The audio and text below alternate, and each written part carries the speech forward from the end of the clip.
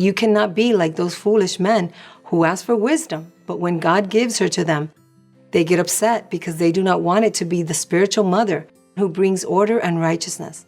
But that is the only way they will be able to overcome death, with the hidden wisdom of God. Or why do you ask for wisdom? Or why do you call me Lord, Lord, and do not do what I say? For everyone who comes to me and hears my words and does them is like the man who built his house, dug and deepened. That is, he searched me and laid the foundation on the rock, ChristLisbet. And when a flood of bad thoughts came, the river hit the house with great force, but it could not move it because it was founded on the rock, ChristLisbet. And he who heard and did not do what I say is similar to the man who built his house on land. That is, he did not dig or go deep, and he did not search, ChristLisbet, and founded his house on his own judgment in his earthly mind, which is without foundation, against which the river struck with great force, and then it fell, and the ruin of that house was great.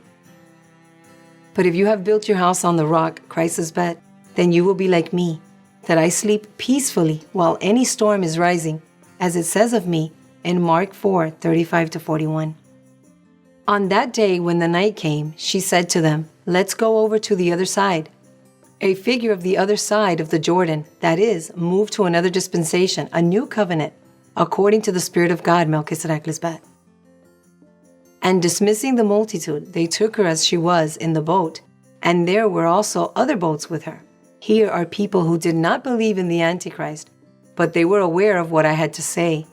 They were also invited to cross over to the other side, but because they were frightened by the great windstorm that rose in their minds, they did not want to follow me.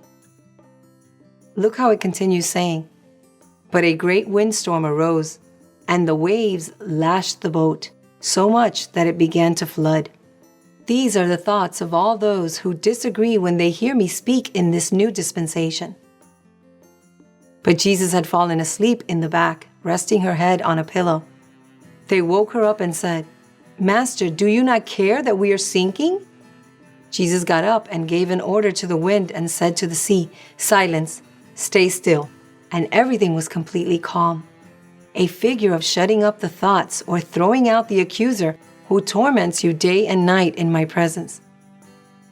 This reminds us of when I spoke to you in "Do not harden your hearts," and I told you that the ancient serpent likes to disturb at night, which is a figure of not having my light in your minds. And she said to them, "Why are you so afraid? You still do not trust me?"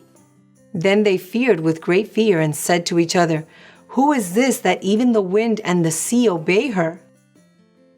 If you knew all the unfair and bad things that many have said about me and what they have tried to do to me, one would be afraid.